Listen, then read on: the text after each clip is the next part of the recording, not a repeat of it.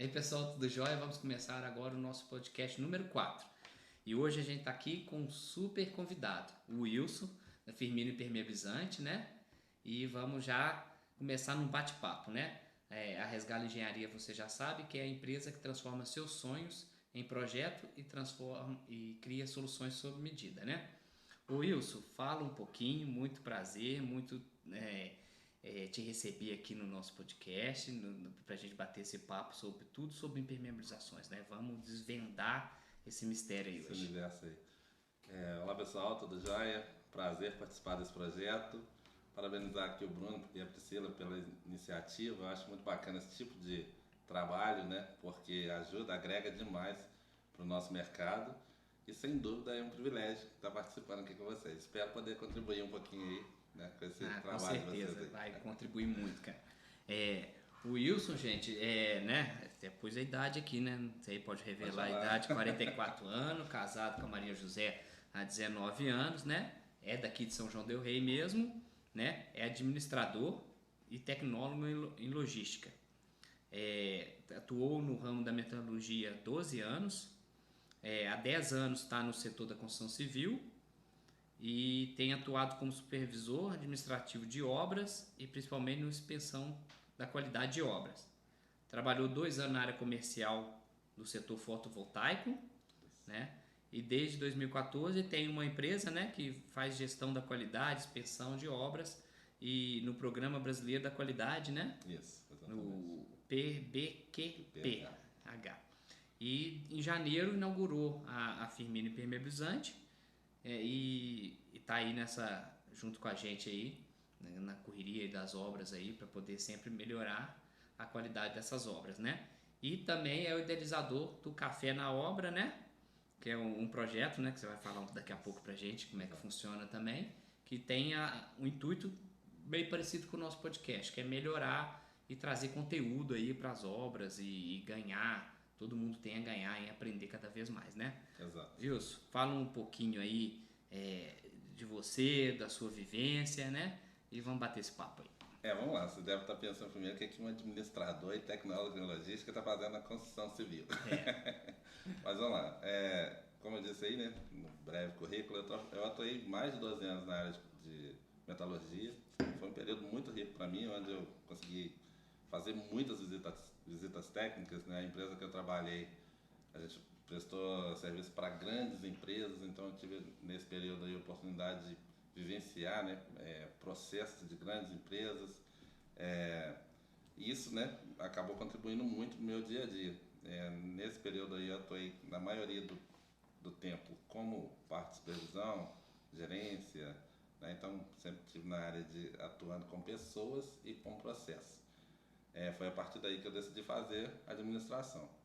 Só que em um determinado momento a metalurgia sofreu muito por conta do mercado externo. Para vocês terem uma ideia, no processo que a gente trabalhava lá, a gente tinha um custo, né, de produto lá que a gente chegava aí num custo de R$ 2,80 por quilo, e a China conseguia colocar o mesmo produto aqui no Brasil por R$ 1,50. Aí a gente tinha competitividade zero. Então, como eu não tinha formação específica para a área da metalurgia, eu comecei a sentir que o mercado estava ruim. Eu falei, opa, deixa eu buscar novos horizontes aí. E eu venho de uma família de construtores. Meu pai era pedreiro, meus dois irmãos são pedreiros, mestres de obras, atuam em grandes construtoras. Isso também acabou me contribuindo, né, para conhecer o que eu falo de construção civil de alto nível, né? Porque a gente às vezes sofre um pouquinho aí, mas deu para perceber processos bem definidos, obras de alto luxo, de alto padrão, bem executadas, né, seguindo todo o rigor ali de projeto, de execução, de orçamento, né? Então isso aí também acabou me trazendo muita bagagem. E aí eu fui para uma área que eu conseguia vincular com a minha área de formação, que era a área de inspeção de qualidade em obras, que é basicamente um serviço de apoio à engenharia, né? Porque o Bruno deve ver muito isso. É muito mais barato você corrigir qualquer problema no papel, no computador, do que você depois chegar lá na obra e ter que quebrar a cabeça já com o processo rodando. Então a gente contribuía muito nesse sentido, de ver se o que estava lá no projeto estava sendo executado em obra. Eu era o cara chato da obra que muitas vezes o pessoal fala, você está vigiando meu serviço. Não, a gente queria buscar conformidade, né? E para isso existem os parâmetros, né? Com base aí no PBQPH, né? Que é o Programa Brasileiro de Qualidade, Produtividade e Adaptação, que foi um programa desenvolvido pelo governo federal exatamente para diminuir os problemas de obras, né? Então, é um projeto antigo, lá de 98, mas ele veio tomando corpo a partir de 2009 e a partir de 2013 ele foi mais efetivo quando entrou em vigor a norma de desempenho, né, que é a 15575, que é uma norma mandatória, que a partir daí as edificações passaram a ter que cumprir uma série de requisitos mínimos para ser entregue, né? E aí nosso apoio era nesse sentido. Tem duas frases que eu gosto muito de repetir. Uma é que obra não é fábrica de parafuso, né? Eu não lembro onde eu escutei essa frase, né? E tem muito a ver, né, com essa parte da metodologia, porque na fábrica, né, de parafuso, onde que a gente regula a máquina e vai produzir milhares de peças iguais, idênticas, né? Você consegue bateladas, né? Na obra, ainda hoje precisa de muito, a gente depende de muita da mão de obra, né? Isso. E isso dificulta um pouco dessa qualidade. Eu imagino que a mão de obra nossa ainda não tem uma qualificação adequada, né? Tem umas pessoas que trabalham muito bem, mas é porque tem boa vontade. Eu vejo que é mais boa vontade dos pedreiros, dos mestres de obra, do que um curso que a pessoa fez. Às vezes a pessoa não tem curso nenhum, mas trabalha muito bem porque ele quer fazer uma coisa de qualidade. E tem uns também que tem também curso, mas também não quer entregar uma coisa boa. E a outra frase é que eu sempre falo, né? Não existe obra melhor que o seu projeto. Essa aí eu escutei de um engenheiro lá em Belo Horizonte, num curso que eu fiz do Ministério Público de Minas Gerais. Legal. Né? E ele falava, né? Se o projeto já está ruim, a obra vai ficar péssima, né? Porque, tipo assim, o que era para basear, embasar, que aí onde que você podia exigir qualidade, podia exigir conteúdo, né? Como é que ia fazer, qual o caminho, né? O projeto, geralmente, na construção civil, tá horrível, tá longe do ideal, então lá na obra não tem nem como, né? A gente estava até comentando um pouquinho antes de começar, tem cliente que às vezes procura a gente, que quer, às vezes, acionar a justiça e contra uma consultora e contra um pedreiro, mas às vezes o projeto dele é tão básico que a gente não tem nem material, nem parâmetros para poder falar que o cara executou errado. Exato. Mas executou errado o quê? Ele, a partir de onde? Né? O entendimento é muito subjetivo, né? Fala, quero uma parede aqui aonde? O tamanho da parede, aonde que é a pia, tamanho da pia, torneira, é muita coisa. E o pessoal não faz projeto. Exato. Né? Então, assim, essa área da inspeção de qualidade, ela me trouxe esse embasamento. Então, a área da engenharia é uma área que eu tenho muito respeito, né? Então, eu falo que a construção civil ela tem espaço para todo mundo, desde que seja cada um na sua praia. Não posso eu, administrador, querer meter as caras de assumir uma função de um engenheiro na obra, né? Porque tem muita coisa envolvida. Então, eu acho que a partir do momento que cada um faz bem feito o seu papel lá, a chance de ter uma obra melhor, né, ela é possível. Então a inspeção de qualidade ela vem nesse sentido. E a gente olhava coisa básica, né? A gente acompanha coisa básica mesmo, que é de cota de arrasamento, que é de esquadro, que é de prumo. Mas falar, isso é básico. Só que vai na obra para ver se está sendo executado. Não então, é tão básico, não. Não é tão básico. O próprio cronograma de obras, né? Porque uma coisa que a gente atuava muito também era a questão do desperdício, né? Da geração de resíduos. Então, quando você segue o processo da obra, ela é mais barata, né? Ela é mais efetiva. Vou destacar aqui dois processos, né, que vão entrando aí na parte mais bruta, que é a parte hidráulica e a parte elétrica, né? E aí eu sempre acompanho o Bruno aqui. Vocês já trabalham com essa compatibilização de projetos, né, fornecendo tudo isso. O que isso barateia, né, vamos dizer assim, a obra? Porque uma vez que você já sabe que vai passar uma tubulação numa viga, num pilar, você já vai prever aquilo, né? Aí você não pode executar e depois tem um termo que eu uso muito que é o Zé das Couves, tá? O Zé das Couves chega lá e fala assim, eu vou passar uma tubulação aqui, e vai lá e corta uma viga, né? E passa uma tabulação lá sem o mínimo de critério, né? E aí ele traz risco estrutural, ele traz uma série de problemas para a obra. E além do que ele gera resíduo, além do que ele gera um desperdício, né? Um prejuízo para o dono, porque deixou de executar. Desperdiça mão de obra porque tem que quebrar. Isso. Né? É uma coisa que não precisava, né? Desperdiça material, enfraquece a estrutura. Exatamente, fragiliza, né? Fragiliza. E daqui a pouco a gente fala da parte da impermeabilização, né? Que às vezes já está pronta. Isso. E o cara quebra e perde então, toda a impermeabilização. Esses processos, né, quando eles são conduzidos ali, né, eu falo sempre a partir do projeto, é tudo mais fácil, né? Você sabe para onde você vai, você sabe, é o parâmetro, né, que a gente conversou mais cedo. Quando você tem um parâmetro para seguir, é tudo muito mais simples, você não tem que inventar a roda, né? E o que a gente vê muito executa tudo, aí chega na parte de embolso ou de reboco, aí descobre que tinha que passar um eletroduto, aí já vai cortar, já vai alugar equipamento, já vai gerar resíduo para fazer, e aí você não consegue mais ter uma parede ali, um reboco né, com o mesmo alinhamento, com a mesma perfeição que ele estava antes. Já perdeu já muita, Exatamente. muita parte, então a inspeção de qualidade ela entra muito nisso. E nesse período que me veio, né, nesse período todo atuando aí em construtora e depois posteriormente com o CNPJ, é que me veio a sacada da impermeabilização. Que eu vi que aqui na nossa região ainda é muito... então. Muito carente. Tem uma pergunta aqui que eu vou te fazer e já meio que vou dar um exemplo de um cliente, né? Ele me apresentou várias dores, ele quer fazer um novo projeto, uma nova obra, e a gente estava negociando a parte de projeto, sabe? Certo. E um projeto que ele queria eliminar era o projeto de impermeabilização, sabe? Mas enquanto ele falava para mim o que aconteceu na casa dele, a casa que ele vive hoje, que ele construiu, que em cerca de 10 anos ele já teve que pintar e remover o reboco 3 vezes, né? Nossa. E ele queria eliminar o projeto de impermeabilização, que é o mais baratinho de todos, entendeu? Exato. Aí, vamos lá. Por que eu devo impermeabilizar?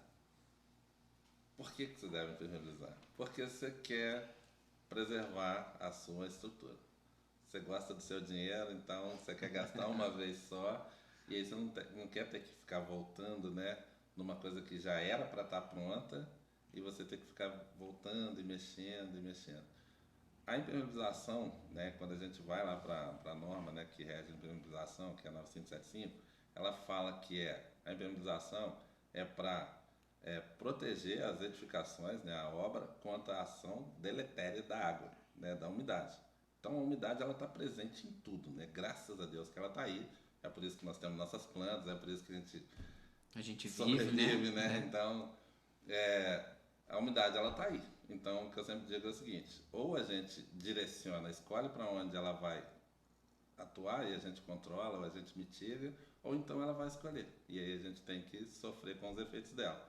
Então é melhor impermeabilizar por isso, porque você consegue controlar a ação da umidade na sua edificação. Tá? Enquanto você falou aí, eu já veio muito caso, né? E sempre vai diminuir também ou prolongar a vida útil do imóvel, né? Exatamente, né? O imóvel valoriza, né? Mas se você tiver problema de infiltração, é uma das coisas que eu acho que mais desvaloriza um imóvel. Desvaloriza, né? Porque é o seguinte, Bruno, geralmente ela manifesta muito rápido, muito rápido. Depois da obra pronta, é isso que eu te falo. Um dos trabalhos que a gente fazia na inspeção de qualidade em obras era a vistoria final de obras. Eu até cheguei a te falar, era um termo de recebimento de obra, mas antes da gente emitir esse termo de recebimento de obra, a gente ia no local fazer uma vistoria. Basicamente para a gente identificar os vícios aparentes, né? Que era aquele final de obra que você faz aquele pente fino e acaba ficando sempre alguma coisinha, um ajuste de maçaneta, de torneira, de sifão, de um rejunte que ficou inacabado, um rodapé que faltou. Então a gente sempre volta na obra dentro da inspeção de qualidade com um checklist que ele vai falar, né, o que a gente tem que analisar, né? E uma das coisas que a gente percebia era que obras às vezes entregas aí com 6 meses, elas já começavam a manifestar ou aquela umidade ascendente, né, que é aquela que vem de solo, ou muitas vezes aquela umidade que a gente chama de batida de chuva, que era quando você tinha às vezes uma parede muito longa, externa, a água batia ali e ela penetrava e ela começava a manifestar na parte interna ali. ou mesmo em lajes, quando, né, a laje foi feita lá sem impermeabilização, e aí não dá para jogar a responsabilidade contra piso, pro rejunte, e ela acabava vazando em algum ponto. Só um minutinho, só para o pessoal que às vezes está começando a acompanhar a gente, né? Até já aproveitando, já se inscreve, se está gostando do conteúdo, já dá um joinha aí, tá? Vício é o vício de construção, que é erros durante a fase de construção, né? Que vão gerar defeitos. Isso, tá? exato. Né? É legal esclarecer isso. É, porque às vezes a pessoa está tá achando, né, que era o rapaz lá na obra que não estava muito viciado. legal, né? Não é isso. É porque a gente tem, né, a ideia do vício aparente e do vício oculto, né? E ele tem prazos, né, para ser detectado. O vício aparente, ele é facilmente detectável. E o vício oculto, muitas vezes, é no uso que você vai identificar. Que tem uma tubulação entupida, que tem uma tubulação perfurada, que tem uma parte elétrica que era para estar chegando num determinado ponto e ela não está chegando. Então, uma série de, você vai saber falar melhor que eu, mas uma série de problemas que você só vai conseguir detectar no uso. Né? E a norma de desempenho, né, ela inclusive tem as datas e os prazos de garantia para cada sistema, né, o de pintura, o de impermeabilização, o de estrutura, o de elétrica, hidráulica, que tem que funcionar adequadamente, né? Hoje a construção com essa norma aí está tão evoluída que já tem um manual do proprietário, né? Principalmente em condomínios de grandes construtoras, já entrega um manual, igualzinho entrega um manual de carro. E tem lá, por exemplo, pintura, que é uma coisa que todo mundo tem muita dúvida. A pintura, a cada 2 anos, você tem que fazer uma revisão nela. E se já tiver uma fissura, uma trinca, você já tem que corrigir e pintar.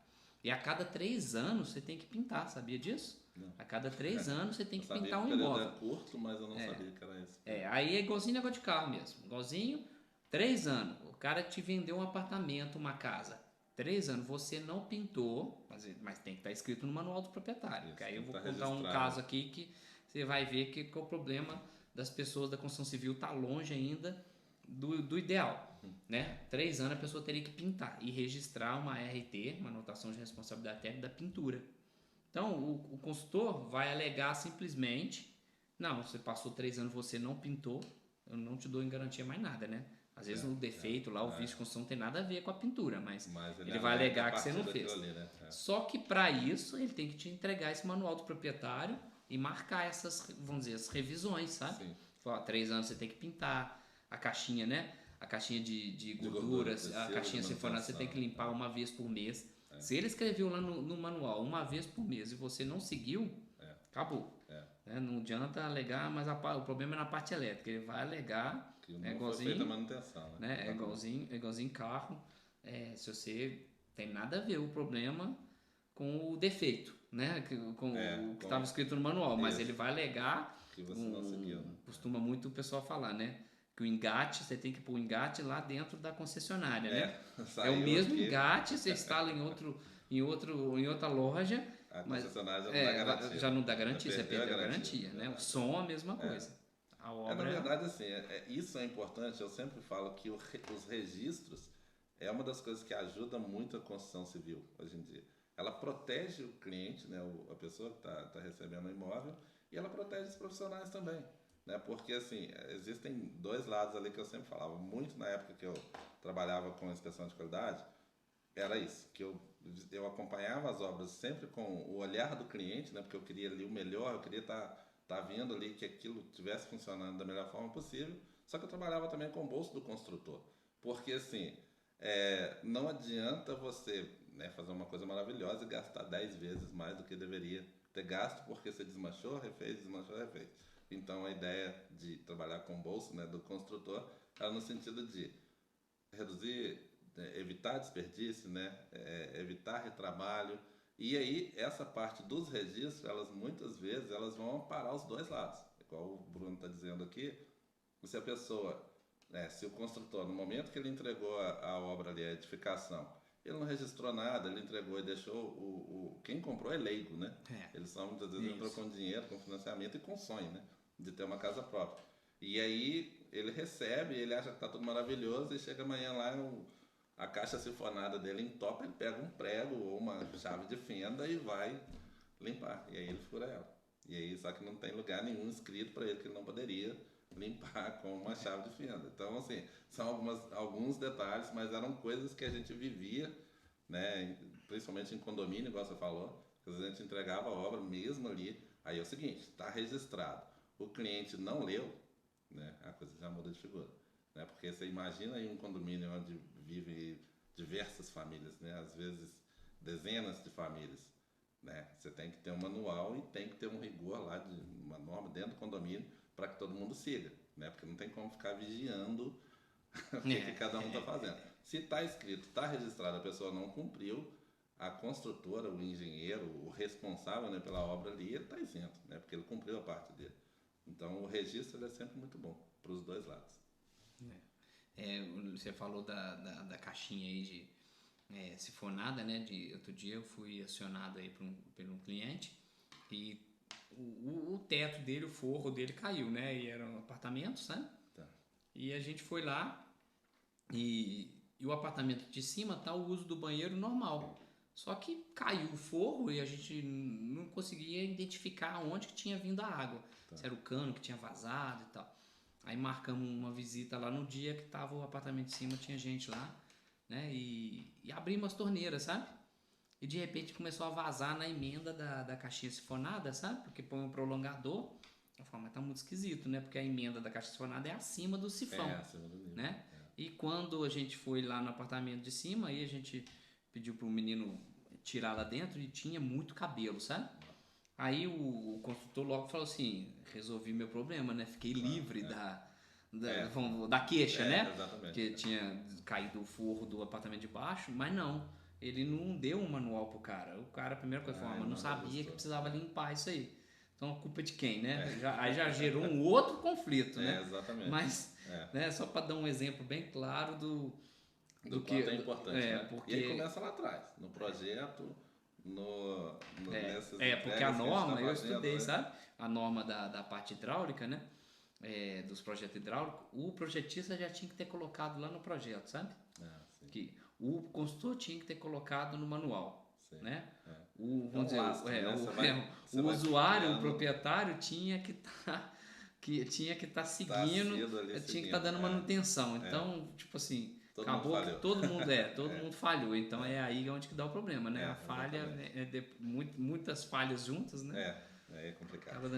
Ô Wilson, mas conta então pra gente quais os tipos de impermeabilização que existe. Que aí você vai contar uma aí que eu já até tenho um casinho também pra contar pra gente ilustrar bacana. Nossas histórias aqui com o Bruno são longas, né, Bruno? Tem muito. A gente encontra, assunto sempre rende, porque sempre tem alguma coisa. São vários tipos, né, de impermeabilização disponíveis no mercado. A impermeabilização ela já está aí, né, disponível para uso, vamos dizer assim, há milênios, né? Desde lá de trás o homem sempre buscou mecanismos, né, para travar essa ação da umidade. Aqui em São Del Rey eu sempre falo que a gente é privilegiado de ser uma cidade histórica, então a gente vê algumas situações em obras, principalmente as obras mais antigas, que a gente via essa sabedoria, né, dos construtores lá atrás. Muitas vezes era elevar a construção, tinha uma parte de pedra, a construção é afastada, às vezes você tem ali um porãozinho que você nem consegue entrar, mas ela tirava ali, levantar, né? Exatamente, tirava o contato direto da edificação. Então assim, ela vem evoluindo, né? E aí a partir daí ela foi se desenvolvendo diversos sistemas, né? Um dos mais conhecidos são os sistemas base asfálticos, né? Que aí ele vem através das pinturas, através das mantas, das emulsões asfálticas, né? É um produto à base do petróleo. E tem os produtos sintéticos, né? Que aí a gente vai ter membranas acrílicas, membranas de poliuretano, EPDM, produtos de base cimentícia. Então, assim, a gente tem uma gama de produtos aí que vão estar disponíveis para contribuir para mitigação ou controle da umidade. Então, os mais convencionais são os base asfálticos e as membranas cimentícias. Tá? E é tudo a mesma coisa? Eu posso usar qualquer produto em qualquer parte da construção? Não, na verdade não. Isso é muito específico. Daí entra a importância do projeto, né? Porque cada impermeabilização ela tem uma função. Não adianta você pegar o melhor produto impermeabilizante e usar ele de forma errada, né? Então, um exemplo básico que a gente vê muito nas obras, e às vezes eu vivo muito isso lá na loja, é que você tem impermeabilização positiva e negativa, que a gente fala, tá? O produto que ele trata umidade positiva, não adianta você tentar colocar ele para umidade negativa, que ele não vai ter função. São produtos excepcionais, com tecnologia, muito bons, mas não adianta você colocar ele lá porque ele não foi preparado para isso, né? Então, muitas vezes o projeto ele vai auxiliar nesse sentido. Você vai prever ali cada sistema de acordo com a sua finalidade. Tá. E uma coisa assim que você, né, você provavelmente também você já escutou, é tipo assim, mas meu banheiro tá vazando, mas o rejunte eu olhei lá tá impecável, né? O rejunte não tem uma falha no rejunte, né? O rejunte o que eu mais ouço na minha loja lá é o seguinte, as pessoas chegam lá com essa fala, Firmino ou Wilson, o que você tem aí que resolve o meu problema, que seja barato, que não altera a tonalidade do meu revestimento e que eu possa aplicar direto lá sem quebrar. Nada. Se o dia que eu descobrir isso, eu vou ficar muito para de usar o banheiro, né? Para de usar o banheiro. Para de usar o banheiro. Mas assim, porque não tem mágica, né? Então, muitas vezes a pessoa quer jogar a responsabilidade na impermeabilização para um rejunte, não tem essa finalidade. Quer jogar para um revestimento, não tem essa finalidade. Outra coisa que é muito comum, que você deve ouvir nas obras aí, a pessoa vai lá, coloca o contrapiso, eu vejo o pessoal chamando muito de areião, né? O contrapiso ali e fala, não, eu pus cica na massa, é o tal do cica da massa, né?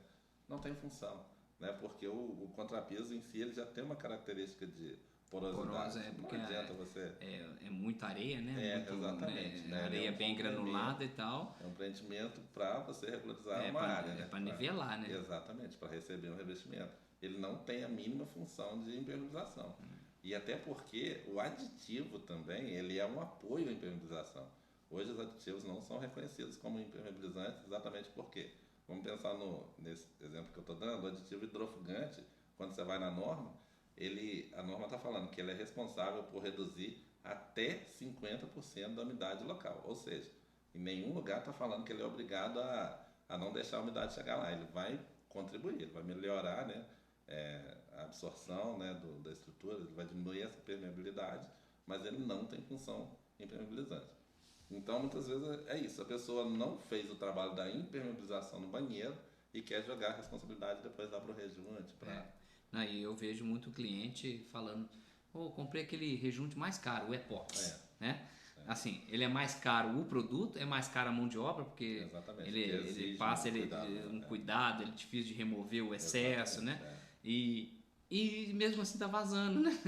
Mas o rejunte não é o produto certo para a finalidade certa. O rejunte, o Epox, eu vou te dizer que eu nem sei para que inventaram isso, porque para mim eu não vejo função. É que ele é rígido, né? Então, muitas vezes ele vai ser derrubado na movimentação da estrutura, né? Da dilatação, alguma coisa ali, ele vai... E movimenta, né? Toda a estrutura movimenta, né? A estrutura, né? A terra a gente tem qualquer lugar do mundo tem terremoto, né? A gente brinca que o Brasil não tinha, né? Quando eu estudei na escola não tinha. Agora tá tendo mais. Cada dia mas mais sempre frequente. tem, porque não registra, porque é muito pequenininho, mas tá tudo sempre vibrando, sempre acomodando, né? Isso. E num dos cursos de impermeabilização que a gente fez, achei muito bacana que a instrutora falou o seguinte: é a sua área, né? Inclusive quando você vai determinar, né, os critérios ali, né, as resistências, né, a estrutura, você leva em consideração uma série de aspectos, mas um deles é o tipo de terreno, né? Eu não sei se é um dos mais importantes, mas é o tipo de terreno. Então, o que ela fala é o seguinte: você tem um terreno ali, você vai e coloca uma estrutura nova com muita carga, muito peso ali, e aí ela fala o seguinte: aquilo vai deformar. Então, obrigatoriamente, ela vai deformar porque você colocou um corpo estranho ali, né? Então... Aí a pessoa, mas no movimento, né? A gente pode até não perceber, né? Mas ela está movimentando o tempo todo, né? Qual que é a diferença entre impermeabilizar e vedar? Tem diferença entre os dois? Tem diferença. Vedar, muitas vezes a gente vai estar falando de contenção, né? Eu preciso vedar. Vedar ela vai estar muito mais relacionada à parte hidráulica do que à parte de impermeabilização em si. A parte de impermeabilização, o que a gente sempre diz? Você vai controlar a ação da umidade. como que vai ser isso?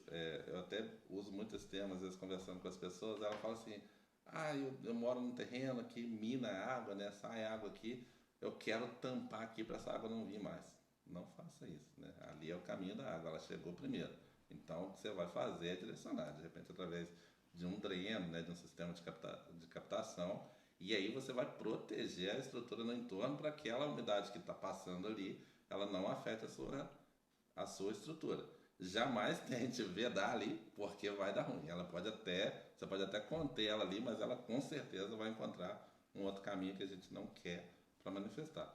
Então, vedar está muito relacionado com a parte hidráulica, né? Tem um vazamento, eu vou vedar, eu vou conter ele ali e pronto. A impermeabilização, ela é um controle no sentido de que, geralmente ela é película, tá?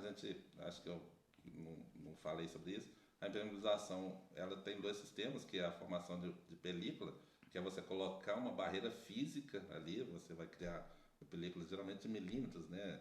1 milímetro, 2 milímetros, 3 milímetros, 4 milímetros, depende do sistema que você vai usar. Você vai criar uma barreira física ali, entre a região que está recebendo a umidade e a área que você quer proteger. E hoje a gente tem sistemas também, né, disponíveis aí, que são os cristalizantes, que são produtos químicos, né? Eles atuam geralmente em consonância com o cimento, com o concreto. Então, muitas vezes a umidade chega ali, ela sofre um processo químico, onde ela sofre um processo de cristalização e ela vai criar uma barreira química ali. Tá? Quando você... Até bolei uma frase, impermeabilizar sim, né? Vedar nunca, né? Nunca nunca, porque aí você vedar é paliativo. Não tem lá, viu, Ana Júlia? Pra quem não sabe, a Ana Júlia é a menina do marketing aqui da Resgala Engenharia. Quem salva nós aqui, né? Quem salva a gente, depois corta aqueles erros básicos, mas, né? Aí ela vai destacar isso aí que eu achei muito interessante, né? Não, legal, vedar nunca, impermeabilizar sim. Sempre. Tá? Sempre, né? Pra não dar problema depois, tá? Exato. E a impermeabilização, depois a gente tem que renovar ela depois de uns tempos, ela dura para sempre? Como é que funciona isso? Nada é eterno em obras, né? Então, você deve saber disso, que quando você entrega seu projeto, você tem a sua vida útil de projeto, né? Com a impermeabilização não é diferente. O que a gente geralmente considera na impermeabilização? Sistemas com e sem manutenção. Então, isso vai afetar direto na vida útil dele. Então, a gente tem sistemas aí com manutenção, que geralmente são 8, 10, 12 anos, que são sistemas onde a impermeabilização está aparente. Um exemplo para ficar mais fácil de compreender é reservatório. Vamos pensar que você tem um edifício, um reservatório elevado ou enterrado, e você fez ali toda a estrutura, fez o emboço, fez a impermeabilização, e a impermeabilização vai ficar em contato direto, a água, no caso, né, do reservatório, ela vai ficar em contato direto ali com a impermeabilização, com aquela película que foi criada ali. Só que o reservatório precisa de manutenção, né? Você vai fazer as limpezas, vai fazer os tratamentos, né, com cloro, os tratamentos necessários ali para manter a potabilidade da água, e muitas vezes isso vai afetar a impermeabilização e automaticamente vai reduzir a vida útil dela.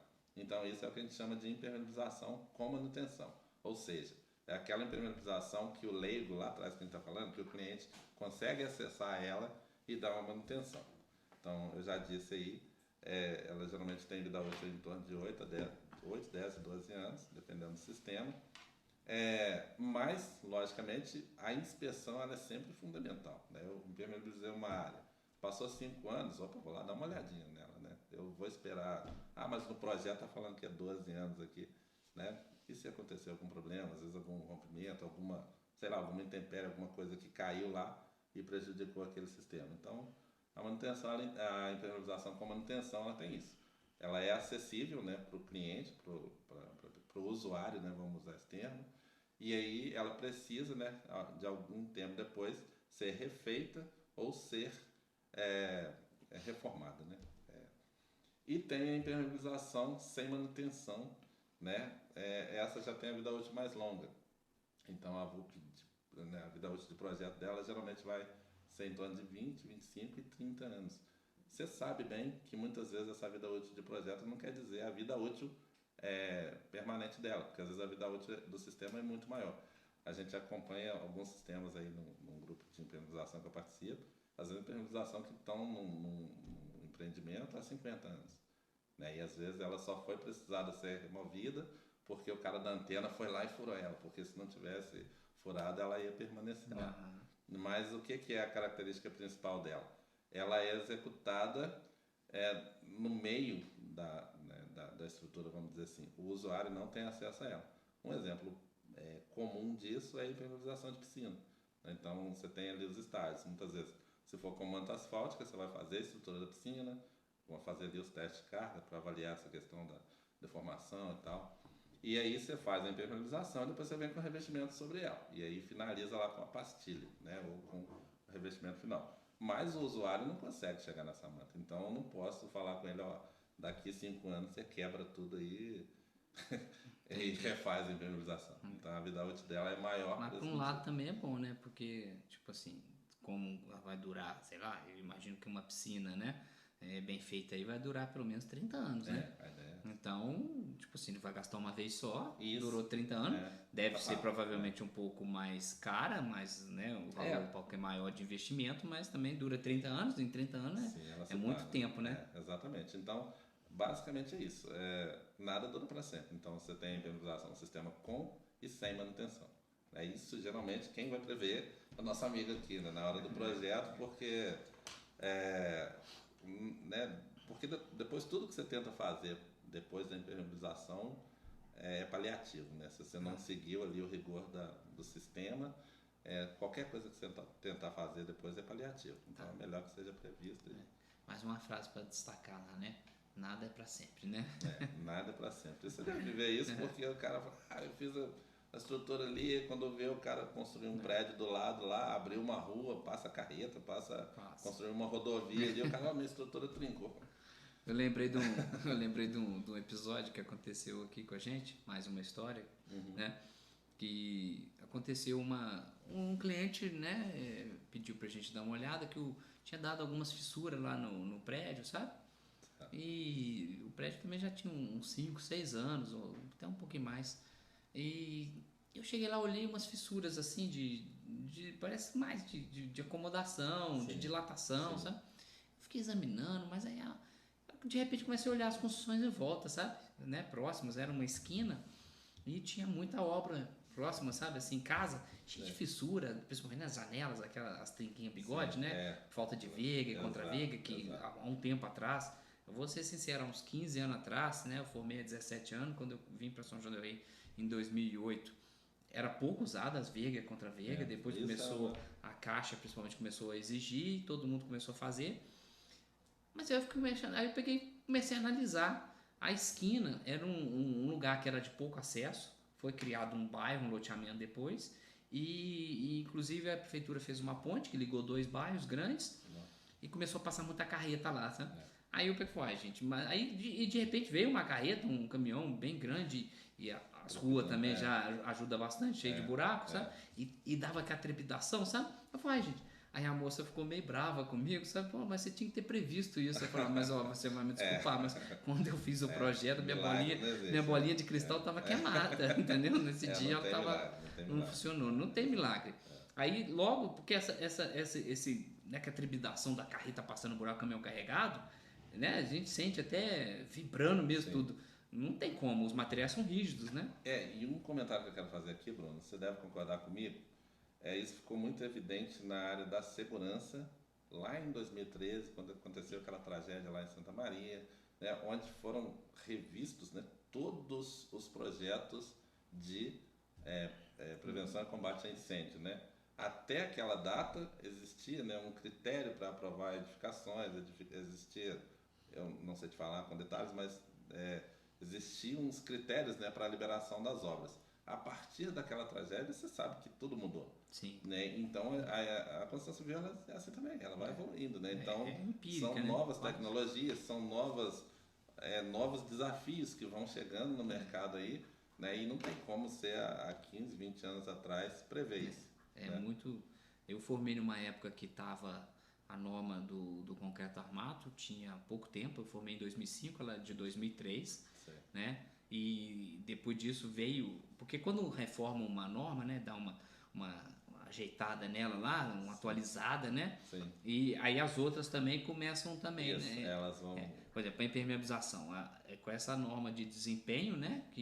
Ela é porque o que acontecia muito? Essa questão que você me perguntou mesmo, dura para sempre? Isso não era muito pensado na impermeabilização. O cara impermeabilizou ali, vamos dizer assim, eu fiz a minha parte, impermeabilizei, está tudo certo. Mas a norma de desempenho ela veio trazendo responsabilidades. Então, assim, uma vez que você impermeabilizou, aquele sistema que você utilizou ali, ele tem que dar uma garantia de vida útil para aquele sistema. Então, seja de, igual eu tô falando, de 8, de 20, de 30 anos que seja, mas aquilo tem que dar pro cliente, pro usuário, uma perspectiva, né, de quanto tempo que eu fiz esse investimento, eu gastei aqui com a impermeabilização, quanto tempo de retorno isso vai me dar? Né? Quanto tempo de sossego isso vai me dar? Né? Em quanto tempo eu vou precisar mexer, ou eu vou precisar e não vou? Então, a norma de desempenho ela vem muito com essa função, né, de criar critérios ali, né? Até eu falo muito, porque acho que é um tema que eu vou tratar mais lá na frente, mas a importância dos produtos normatizados, né? Porque hoje a gente tem aí a ferramenta que, usada dessa forma que a gente está usando hoje a tecnologia da internet, ela é poderosa, né? No sentido de trazer informação, de colaborar, de ajudar a melhorar o nosso processo, o nosso setor de forma geral. Por outro lado, ela vem com um monte de loucura, né? Então, você vai lá, estuda lá, são 5 anos de engenharia, quantos anos? Sim, 5 anos. 5 anos, mais sua especialização, mais tudo lá que você faz. Aí, um belo dia, você chega na obra lá, o Zé das Cores, né? Descobriu que não precisa nada disso que você estudou, porque ele descobriu uma forma miraculosa lá de resolver todos os problemas da obra. E aí vai dar problema, né? Então, a gente vive isso muito na impermeabilização também.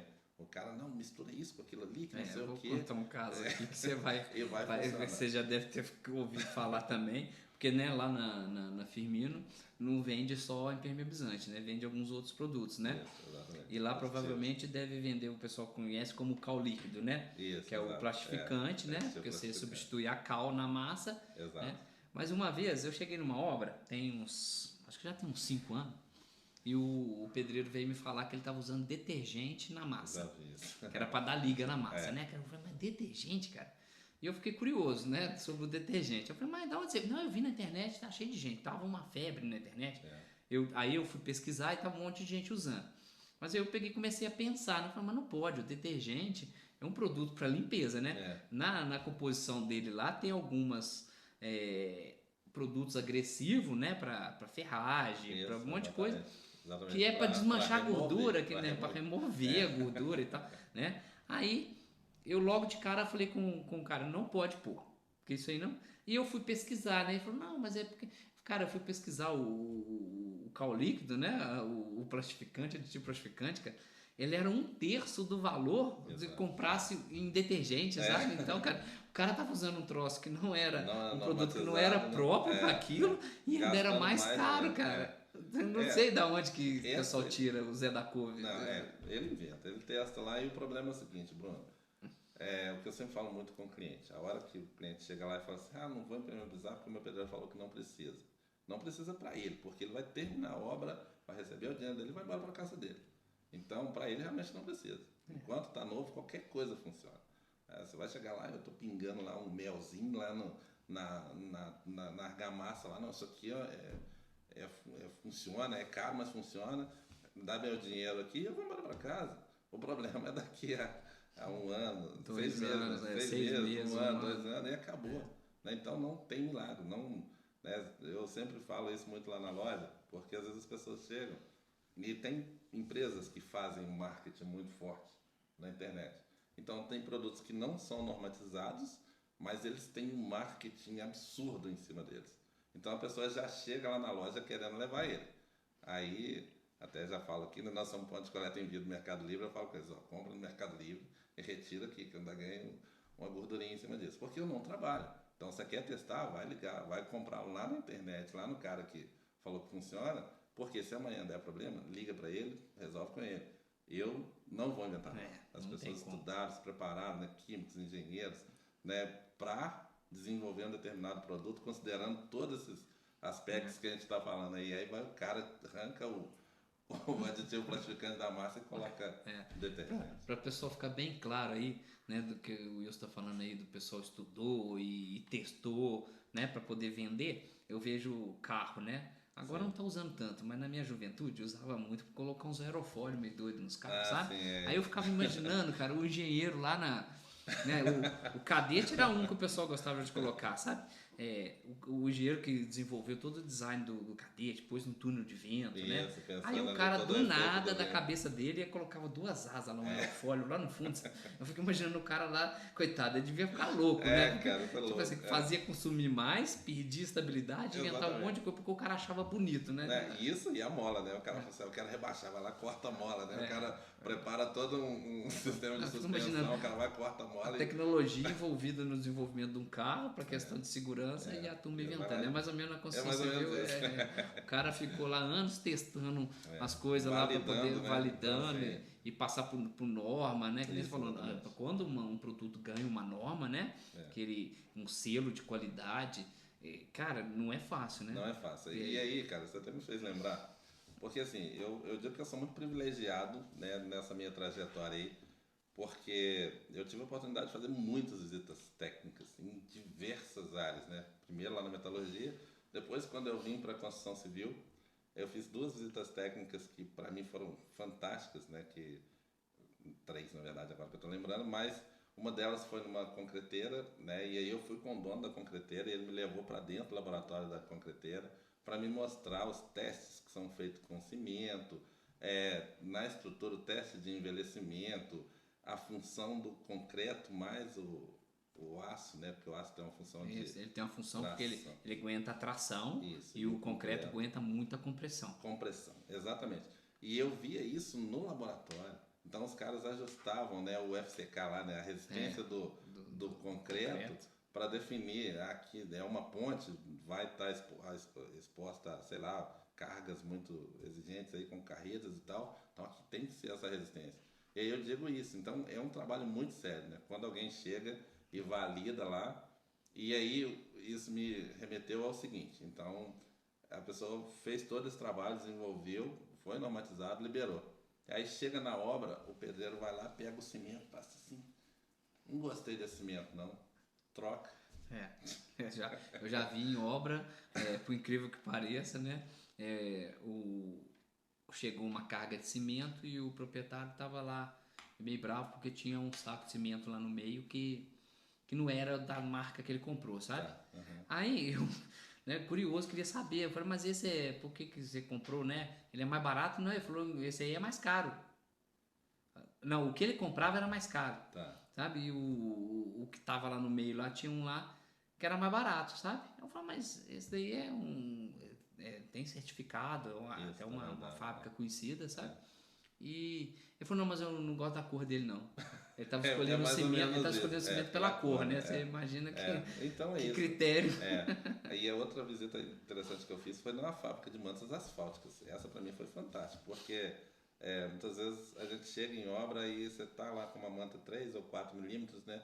E a pessoa faz a seguinte pergunta, mas isso aí tem 4 milímetros mesmo? Cara, pergunta difícil, né? Cara, difícil. Aí você vai lá na fábrica, os caras fazem uma série de testes. Quase que não há um contato humano na fabricação da manta. Tudo robô hoje em dia, tudo robô, tudo normatizado. Sensores, né? Sensores com alta precisão. Então você vê lá todo o processo da manta, do corte, das dimensões. E aí o cara, de novo, ele aperta aqui e fala assim, eu acho que isso aqui não tem 3 milímetros, eu acho que isso aqui não tem 4 milímetros. Então, assim, acaba sendo muita ignorância, né? O brasileiro gosta de inventar moda, né? O brasileiro, ele, quando aparece aqueles posts na internet, né? Fala, agora a NASA vem. Agora a NASA vem. Aí você fica, cara, vem mesmo. Vem. Porque, assim, então, assim, é um trabalho muito sério, né? A gente não brinca. Um dos lemas, né, que a gente tem lá na loja é isso, impermeabilização é coisa séria. Porque tudo, né, na construção civil é muito sério, né? Você falando isso, eu já tô até pensando, né? E dos projetos, o de impermeabilização, eu vou dizer, é o mais baratinho. É mais baratinho. Porque ele é pouco difundido, o pessoal não consegue enxergar o que ele vai ganhar com isso, as pessoas talvez não enxergam tanto benefício, sabe? Então a gente vou te falar que aqui no escritório é praticamente um valor simbólico para cobrir o trabalho de fazer a pesquisa. Sim. E de não entregar, para entregar alguma coisa para o cliente, para ele poder não ficar lá às cegas, né? Para não evitar do Zé da Couve tomar decisão. Tomar decisão e inventar moda lá, sabe? É. Mas talvez seria o mais caro, eu acho, né? Porque o que é um dos mais importantes, eu vou Sim. te falar. O projeto de impermeabilização, ele exige uma especialização. Não é igual eu tô te falando. Existem diversos sistemas. Né? Então, muitos sistemas muito bons, desde que ele seja aplicado na finalidade adequada. Então, quando você fala do projeto ser barato, o projeto é barato, a execução é barata, o produto é barato. Por quê? Geralmente isso é já comprovado através de orçamentos, de pesquisas, né? Que o custo de uma impermeabilização bem feita numa obra, ele varia de 0,3, que a gente vive até isso, às vezes de 0,3 a 3% do custo total da obra, tá? E aí você fala, nossa, mas e aí, como que eu vou medir isso? É fácil, né? Você vai lá, pega a impermeabilização, faz, vê o custo que você teve lá, vê o que você tem de orçamento, você vai ver que na maioria das vezes o seu custo vai ficar em torno de 1%. Tá? Isso é já comprovado num dos cursos que a gente fez também com os fornecedores nossos lá. Eles mostraram isso, é uma pesquisa nacional aqui, então eles mostram, né, um apanhado geral onde mostra isso. O custo da impermeabilização executada no momento do projeto, da execução da obra, ele gira em torno de 0,3, me parece, até no máximo 3%. Quando a gente fala 3%, são grandes projetos, né? São projetos arrojados, né? Você é arquiteto também, né? Isso. Você faz os projetos de arquitetura também. Então você sabe que cada dia os projetos estão mais exigentes. Então você precisa proteger isso. E aí você pensar que você vai gastar aí até 3% para... Se você fizer uma continha básica aí, gente, uma casa aí, né, de 100 mil, vamos para replicar, 100 mil, o cara vai gastar 3 mil com impermeabilização. Extrapolando. Vamos pôr uma casa aí que é um mercado que a gente vive muito aqui, de 500 mil. Então, 3% de 500 mil está dando cerca de 15 mil. 15 mil reais. Você não vai chegar nisso. A pessoa vai gastar de impermeabilização. Se você ver, eu vou ser sincero, a primeira reforma que ele der, que ele tiver que pintar toda a base da parede, né, remover aquele reboco, já passou dos 15 mil com certeza. Porque na verdade a conta que faz é isso. Você sai ali da média de 1%, né, inicialmente, e numa reforma mais simples você já salta para 15% do custo da obra, né, no reparo. E aí com um agravante, que quando você atua com a impermeabilização no momento da construção, ela tem um caráter preventivo.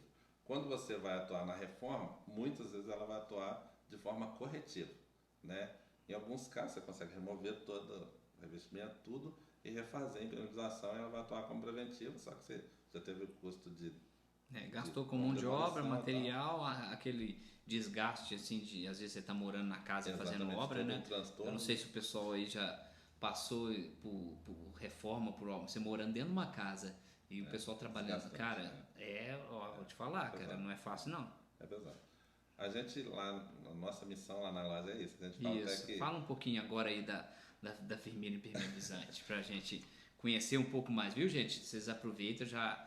Né, tem, daqui a pouco você fala tem rede social, tem tudo, social, né? Vamos falar. Mas já dá um like aí, tá? E o pagamento, eu falo pro pessoal, o pagamento nosso que da gente tá trazendo conteúdo é se inscrever no nosso canal, né? Claro, porque exatamente. O YouTube vai entregando, né? Você exato. sabe, vai, né? E a gente aí já tá, se Deus quiser, acho que até o final do ano a 1000 inscritos, né? Legal, e eu sei que a pessoa que tá lá agora escutando a gente vai ajudar a gente nisso aí. Vai contribuir para isso, porque nós estamos contribuindo com vocês aí também, né? Então, assim, lá na loja Firmino a gente tem uma seguinte missão, que é contribuir para a melhoria do desempenho das edificações. Às vezes eu falo um pouco técnico, mas por quê? A nossa intenção lá é melhorar o desempenho das edificações e, consequentemente, a qualidade de vida dos usuários, né? Dos nossos clientes lá. Porque isso afeta diretamente. Você tocou num ponto, Bruno, que é o que a gente mais vive lá. A impermeabilização, a falta dela, né? Muitas vezes ela não é sentida enquanto um filho não teve um problema de bronquite, de asma, de uma alergia e tal. Começou a falar uma coisa séria aí, né? Então assim, até chegar nesse ponto, E aí às vezes você fala, não, mas minha casa está nova, mas meu filho está aqui, ele está ficando no quarto ali, e ele começou a passar mal. Quando você desencosta a cama ali, você descobre que a parede está toda mofada, né? É um móvel, às vezes você guarda uma roupa, aí daqui a pouco você descobre que aquele ambiente está todo deteriorado, né? Sem contar a questão estética, né? Então às vezes você está lá na sua sala, você chegou do seu trabalho, você deita lá na sua sala, a hora que você olha para o seu teto de gesso rebaixado, tem uma manchona olhando para você ali. E aquilo é um transtorno, né? Para você mexer, você sabe que você vai ter que quebrar, vai ter que mover móveis, que corre risco de danificar aquilo que já está pronto. Então, assim, nossa missão ela passa muito por isso, de melhorar o desempenho das edificações, e isso vai refletir na qualidade de vida dos nossos clientes, tá? E aí, como que a gente faz isso, né? Oferecendo produtos e serviços, que aí a gente vai tentar controlar, mitigar, reduzir, né, ou eliminar a ação da umidade nas obras, É. tá? E você falou uma coisa aí, talvez, né? Às vezes a pessoa não. Ah, mas eu gosto de reforma mesmo, né? Não ligo de gastar com isso, mas uma coisa eu tenho certeza: ninguém quer ver um filho, uma pessoa, um exatamente, ente um ente querido aí querido. doente, Exato. uma coisa que talvez você podia ter evitado, né? Isso aí. Poderia, Eu acho sim. que você falou uma coisa aí que Pega muito pesado, né? é Então, pesado. eu falo muito que nós temos os desafios diários lá na loja Firmino. Então, assim, uma das critérios nossos lá, a gente só trabalha com produto normatizado. Então, igual eu te falei, a gente não inventa a roda. Então, não adianta o Zé das Covas chegar lá e oferecer um produto miraculoso lá. Nós não vamos fazer, porque nós temos muito respeito por tudo que já foi construído pela impermeabilização até agora, né? Pela, né, vamos dizer assim, pelo mercado da impermeabilização até agora, e nós queremos contribuir. Então, se o sistema já está validado, nós vamos trazer para cá e nós vamos utilizar nas obras. Né? Eu não vou testar um sistema novo na obra do meu cliente. Né? E aí vem os desafios, Bruno, que eu queria só fechar aqui, que a gente fazendo tudo certo, a gente ainda encontra muitos desafios culturais do setor da construção civil. Porque a impermeabilização, igual eu disse, na maioria das vezes ela é uma película, é uma proteção física que você vai criar na área. Mas isso precisa de cuidados. Um exemplo muito comum da gente ver aí são as pessoas que falam assim: ah, minha piscina está vazando, você tem um produto para eu passar lá? Aí a pergunta que eu faço: se uma estrutura de concreto e ferragem, né, e armadura não resistiu, qual que é a chance de uma película dessa aqui resistir? Não vai funcionar. É cada um na sua. Então, faça uma estrutura, cuida do projeto, cuida da impermeabilização, né? E aí, no pós-impermeabilização também, ele é muito crítico, né? A gente já viveu casos aqui onde a gente impermeabilizou a obra e aí logo em seguida o construtor ou a pessoa que estava lá, que ia ser a próxima etapa, foi lá, negligenciou, né? Então entrou ali com material cortante, raspou, cortou, danificou aquela impermeabilização e seguiu. Qual que é o problema disso? Aquilo vai ficar encoberto, né? E muitas vezes o problema vai manifestar daqui a 5, 6 anos, e aí liga lá no Firmino: não, Firmino, seu sistema não funcionou não. Quando a gente chegou lá, a gente descobre que tem um prego na impermeabilização, a gente descobre que tem um corte na impermeabilização. Conta às vezes para ficar bem claro, né? Eu acho que pode contar, a gente não precisa identificar o santo, né? Aquele caso que você me contou tinha impermeabilizado uma piscina, mas eles resolveram trocar o revestimento lá, né? Já no meio do caminho.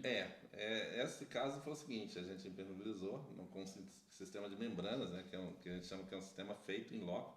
Então, você falou dos tipos de impermeabilização. A manta asfáltica ela já vem de fábrica com uma espessura específica, 3, 4 milímetros geralmente, né?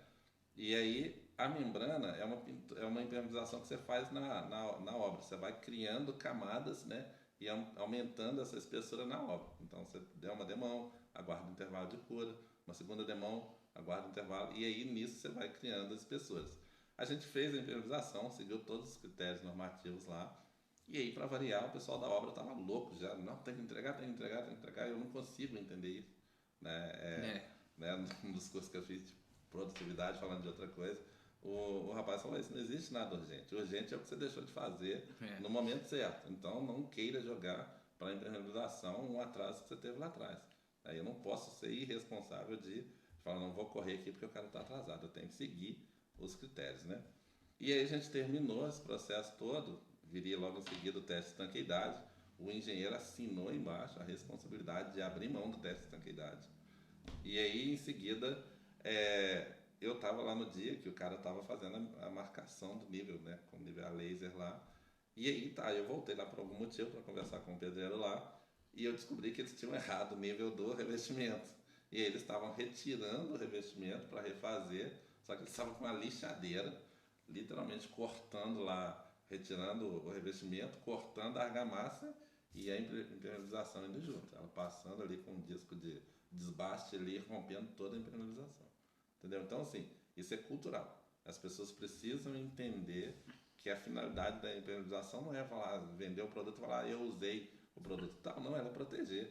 Né? Então, a partir do momento que eu danifiquei, eu tirei a função dela. Não é porque usou que vai funcionar, não, né? Tem vários critérios, né? Então, são desafios que a gente umas coisas que eu fico pensando, imaginando, né? Tipo assim, o engenheiro já abriu mão do teste, né? Que, tipo, eu vou ser sincero, né?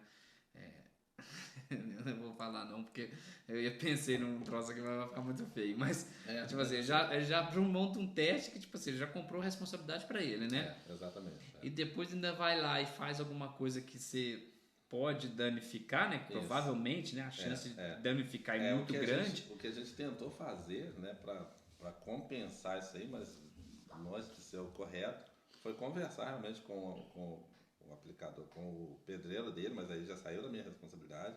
Já falei, não tem garantia, não consigo, cara. Não consigo dar garantia de algo que sofreu uma interferência externa. Mas eu falei com o pedreiro lá no momento seguinte, refaz essa região.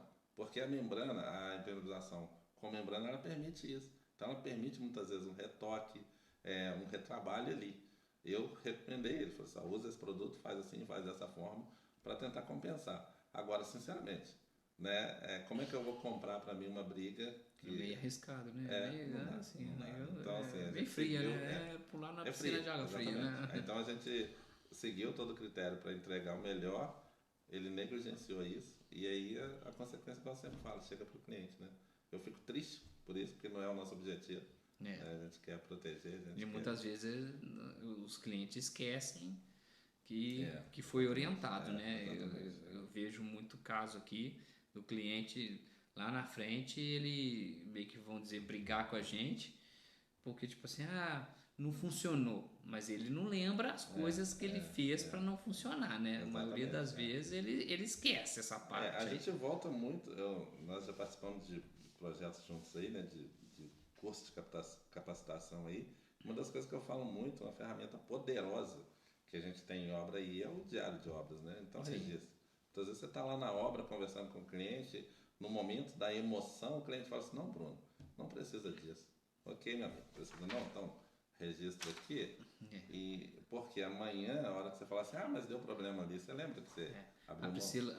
A Priscila, minha esposa, tem uma frase que ela fala muito, né? Quem assina não esquece. Exatamente. Muitas vezes a hora que você fala com... A gente teve uma situação aqui, só para a gente ilustrar isso também, uma edificação antiga e a gente, né, esse ano choveu demais, a gente teve uma condição aí fora da curva, né? E a gente foi chamado, né, para ir num hotel para fazer uma impermeabilização. Quando eu cheguei lá, eu vi que o menor dos problemas lá era a impermeabilização. Ele tá com a armadura oxidada, ele tá com uma série de coisas lá que eu falei assim, antes de vocês chamarem, chama um engenheiro, traz alguém aqui, porque tem que fazer uma avaliação. E aí uma pessoa falou assim, não, conversei com um amigo meu, ele falou que tá tudo bem. Eu falei, não, então faz só o seguinte para mim, traz só a assinatura dele para mim, falando que tá tudo bem, e amanhã a gente começa a impermeabilização. Não tem o amigo sumiu, né? O amigo nessa hora aí, porque não quis. Eu falar, né?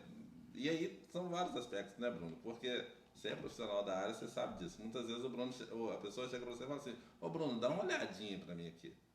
Uma olhadinha é diferente de contratar o Bruno e falar, Bruno, eu preciso do seu serviço, do seu laudo, validando uma determinada situação. Muitas vezes a pessoa quer só a olhadinha do Bruno, a olhadinha é fácil, né? Eu preciso não entender, não. Eu olho lá e falo assim, tá ok. Mas, nisso aí, na olhadinha, eu já lembrei vários casos, né? Porque, o que eu falo, se a pessoa, né, já fui em obras que a pessoa tava, não, mas eu queria a opinião técnica. A opinião técnica eu vou te dar por escrito. Sim, Aí que você passou a pôr no Você vai papel e comprometer, escreveu, né? Comprometer no sentido literal mesmo do seu CREA, né? Do seu registro, né?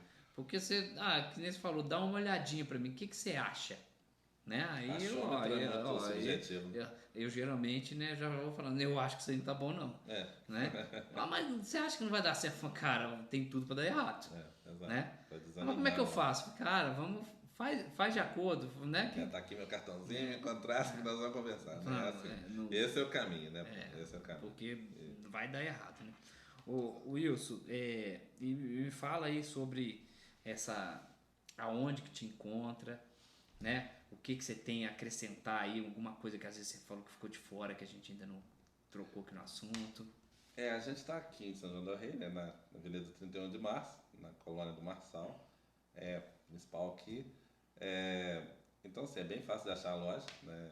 Não é área central, mas é uma área de bastante trânsito, bastante acessível. Nós estamos lá na loja 1 do 598 e a gente está também nas redes sociais. Então, nós temos lá o nosso WhatsApp e você vai acessar nosso WhatsApp, muitas vezes através do nosso firmino.imper, que é lá no @firminoimper no Instagram. Tá? Hoje é a nossa e principal qual que é o rede. WhatsApp? O WhatsApp é o 32998013669. Tá. E tem alguma coisa que você quer deixar de mensagem pro nosso ouvinte aí, que ele possa ficar assim marcado mesmo e não esquecer da impermeabilização? Tem assim, uma coisa mais geral, que foi o que me moveu a investir na parte da impermeabilização, que é de viver, Bruno, inclusive diante da justiça ali, onde às vezes era preposto da construtora ou estava ali participando daqueles processos, onde eu vi ali pessoas com um sonho. Muitas vezes a pessoa fez um investimento da vida dela, ela abriu mão de uma série de coisas da vida toda, né? E comprometeu a vida dela muitas vezes 30 anos aí no investimento. E aí, para depois sofrer um desgosto, que é muito triste isso, né? A pessoa fala assim, aí você chega, e aí, tá feliz? Não, eu nunca mais mexo com obra na minha vida. Mas muitas vezes esse não mexo com obra nunca mais na minha vida, ele passa por esses detalhes, né? Quando o engenheiro chegou vamos aqui, vamos fazer dessa forma, tem que ser assim, tem que ser dessa forma e tal. E muitas vezes há uma negligência do próprio cliente, porque você sabe disso, o pedreiro ele convive muito mais com o cliente do que nós, né? Então muitas vezes a palavra do pedreiro ela tem muito peso no dia a dia da obra.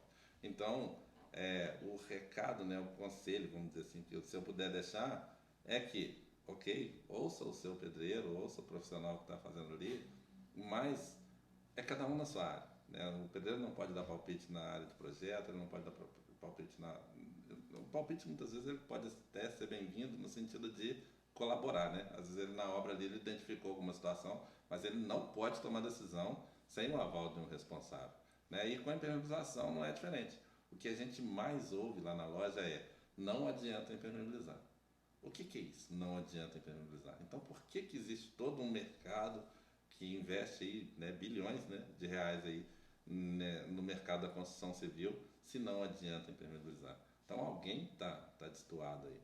Muitas vezes ele fala que não adianta impermeabilizar porque ele muitas vezes negligenciou algum processo ali e não fez e não deu certo, ou então, né, usou errado o produto e aí ele chega à conclusão que não adianta. Então eu sempre trago para o lado do cliente, como a gente citou a questão do filho, às vezes sofre ali com uma alergia, alguma coisa assim, mas isso vem para o bolso principalmente. Então quando você terminou a sua edificação, você quer sossego, você quer pagar por ela, mas você quer estar num ambiente agradável, num ambiente que vai te trazer satisfação, né, de voltar para casa.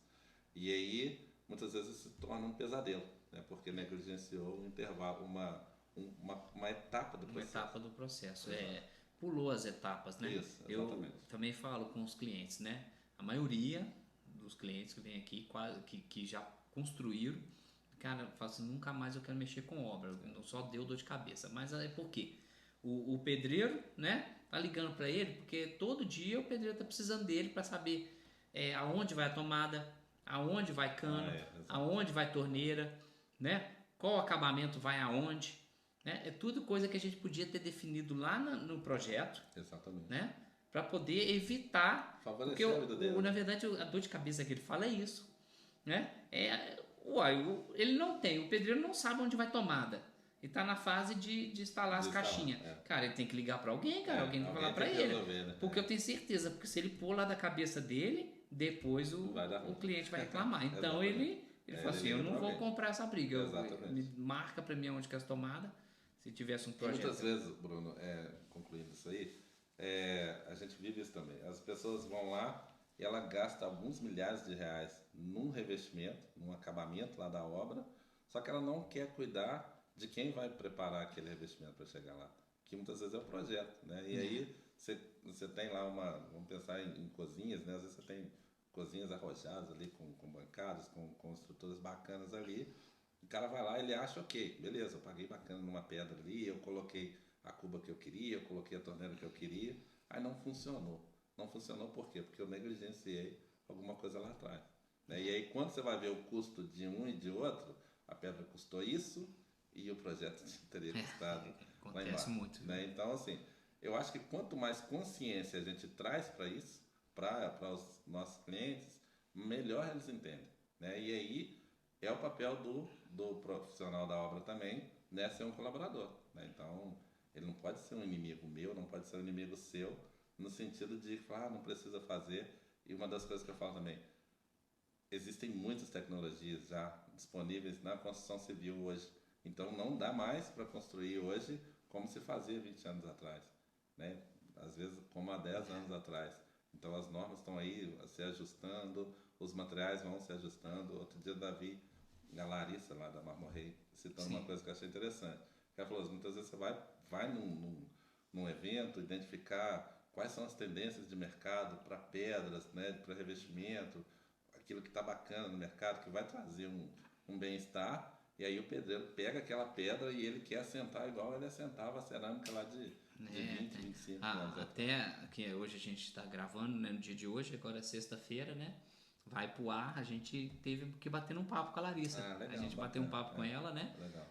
No dia que o seu for no ar, o dela também já. Mas aí você volta lá, né? Vai ser o podcast número 3, com a Larissa da Marmorrey. Legal. Aí você curte lá, como né, o nosso amigo lá já se inscreveu, já deu essa força pra gente, já deu um like, né? Exato. Assiste também o lá com a Larissa também, que foi super 10.